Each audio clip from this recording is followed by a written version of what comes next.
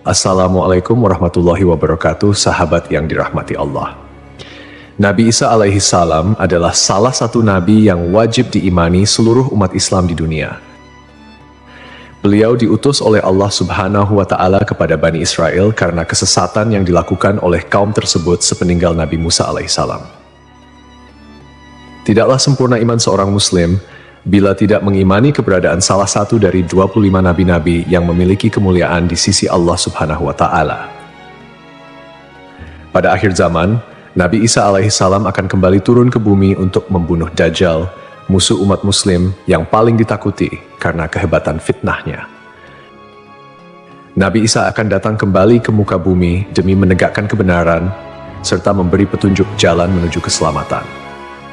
Selain itu, ia juga membawa misi penting untuk membunuh Dajjal. Dajjal akan menyebarkan fitnah, kemudian berusaha menyesatkan umat manusia agar jauh dari jalan Allah.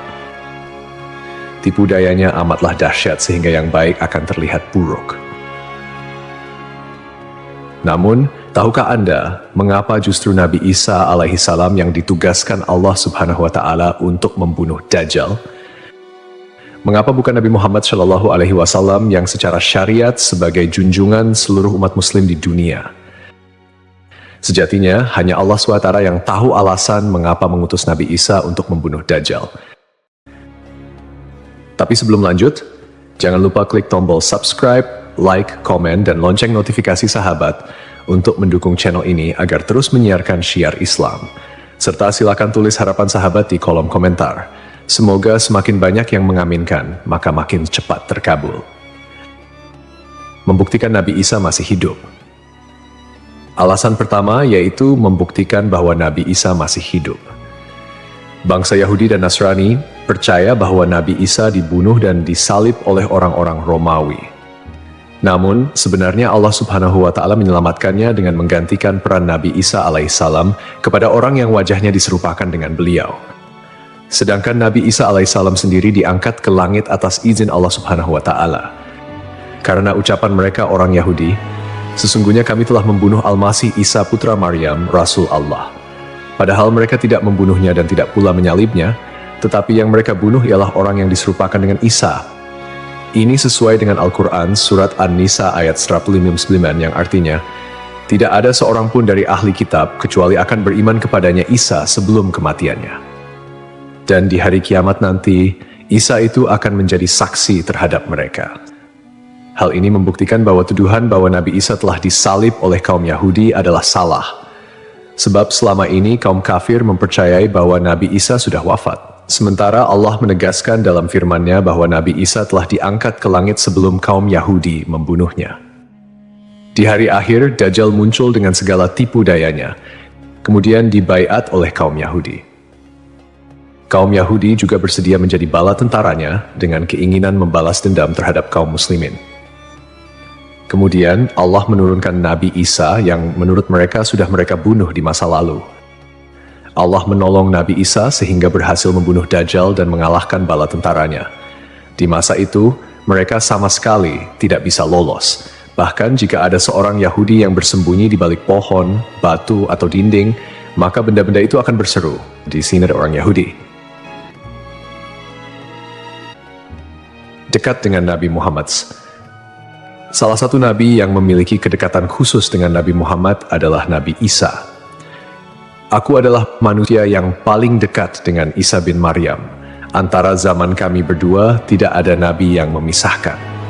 Selain itu, Nabi Isa sendiri pernah berdoa kepada Allah Subhanahu wa Ta'ala untuk dijadikan umat Nabi Muhammad. Oleh sebab itu, Nabi Isa diturunkan ke bumi untuk menjadi umat Nabi Muhammad. Pasalnya, berita tentang keistimewaan Rasulullah Shallallahu Alaihi Wasallam memang sudah diketahui pada zaman Nabi Isa. Hal tersebut diterangkan di dalam Injil sesuai surat Al-Fath ayat 29. Nabi Muhammad adalah utusan Allah dan orang-orang yang bersama dengan dia bersikap keras terhadap orang-orang kafir yang bersikap memusuhi, tetapi berkasih sayang sesama mereka. Itu adalah sifat-sifat mereka yang diungkapkan dalam Taurat dan Injil. Yakni seperti benih yang mengeluarkan tunasnya, kemudian tunas itu makin kuat, lalu menjadi besar dan tumbuh di atas batangnya. Tanaman itu menyenangkan hati orang yang menanamnya. Keadaan mereka diumpamakan seperti itu. Karena Allah hendak membuat marah orang-orang kafir. Allah menjanjikan kepada orang-orang yang beriman dan mengerjakan kebajikan di antara mereka ampunan dan pahala yang besar. Nabi Isa alaihissalam kembali turun ke bumi diyakini akan menegaskan kebenaran dari ajaran Nabi Muhammad SAW. Tidak bisa dipungkiri bahwa saat ini banyak umat Nabi Isa yang tidak menerima ajaran Nabi Muhammad SAW. Padahal Nabi Isa alaihissalam merupakan pengikut dari Rasulullah SAW. Al-Baghawi menceritakan dalam tafsirnya bahwa ketika Isa alaihissalam mendatangi Baitul Maqdis, di mana orang-orang sedang bersiap salat asar, maka imam di masjid itu mundur dan menyuruh Isa untuk maju. Namun Nabi Isa enggan dan ia tetap salat di belakang imam dengan syariat Nabi Muhammad SAW. Menjalankan kewajiban jihad. Menjalankan kewajiban jihad sebagai kaum muslimin adalah tugas yang penting. Maka Nabi Isa diturunkan ke bumi untuk menjadi umat Nabi Muhammad. Keistimewaan Nabi Muhammad memang sudah diketahui sejak masa Nabi Isa dan diterangkan di dalam Injil sesuai surat Al-Fath ayat 29, yang artinya, Muhammad adalah utusan Allah dan orang-orang yang bersama dengan dia bersikap keras terhadap orang-orang kafir, tetapi berkasih sayang sesama mereka. Kamu melihat mereka ruku dan sujud mencari karunia Allah dan keridhaannya. Pada wajah mereka tampak tanda-tanda bekas sujud. Demikianlah sifat-sifat mereka yang diungkap Taurat dan sifat-sifat mereka yang diungkapkan dalam Injil. Saat Nabi Isa turun ke bumi, Dajjal sudah berada di tengah masyarakat dan memperdaya manusia. Sebagai kaum muslimin, Nabi Isa berkewajiban untuk berjihad melawan Dajjal dan bala tentaranya. Menjalankan kewajiban jihad. Allah Subhanahu wa Ta'ala memilih Nabi Isa alaihissalam untuk membunuh Dajjal sebagai bentuk penegasan terhadap kebenaran agama Islam. Sebagian umat Nabi Isa masih belum menerima ajaran Nabi Muhammad dan masih memandang Nabi Isa sebagai anak Allah Subhanahu wa Ta'ala, walaupun Nabi Isa sendiri menolak klaim tersebut. Nabi Isa sebagai nabi yang jarak paling dekat dengan Nabi Muhammad. Keduanya merupakan tokoh yang unik dalam perjalanan kenabian. Tidak ada nabi yang diutus oleh Allah Subhanahu wa Ta'ala di antara masa hidup Nabi Isa dan Nabi Muhammad. Oleh karena itu, Allah Subhanahu wa Ta'ala mengutus Nabi Isa untuk membunuh Dajjal dan menghapus seluruh agama selain Islam. Tujuannya agar umat Nabi Isa menyadari kesesatan pandangan mereka dan beriman kepada Allah Subhanahu wa Ta'ala serta Nabi Muhammad sebagai nabi terakhir. Tindakan ini juga menggambarkan bahwa agama Islam adalah agama yang benar dan sempurna, mengintegrasikan ajaran-ajaran para nabi dari sebelumnya. Agama Islam sebagai agama rahmatan lil alamin yang membawa kedamaian, keadilan, dan kesejahteraan bagi seluruh makhluk. Nabi Isa diberikan mukjizat luar biasa seperti menghidupkan orang yang telah mati, menyembuhkan orang buta dan sakit, serta berbicara di buayan hingga dapat menciptakan burung dari tanah liat. Nabi Isa sebagai penyempurna dari ajaran sebelumnya menyampaikan bahwa setelahnya akan muncul seorang utusan terakhir, yakni Nabi Muhammad. Nabi Muhammad, nabi yang paling mulia dan utama di antara semua nabi. Beliau dianugerahi mukjizat terbesar, yaitu Al-Quran, yang merupakan firman Allah Subhanahu wa Ta'ala yang tidak dapat ditiru ataupun diubah oleh siapapun. Selain itu, Nabi Muhammad juga memiliki syafaat, yaitu pemberian ampunan kepada umatnya di hari kiamat. Melalui perbuatan membunuh Dajjal, Nabi Isa akan memperkuat dan menegaskan kemuliaan Nabi Muhammad, mengakui kedudukannya sebagai nabi penutup zaman. Tidak hanya Al-Quran, Nabi Muhammad juga diberikan mukjizat lain seperti membelah bulan dan air mengalir dari jemari tangannya. Perjalanan Isra dan Miraj serta mampu bersabda dalam berbagai bahasa. Mukjizat-mukjizat ini menunjukkan kekuasaan Allah yang melampaui batas akal manusia.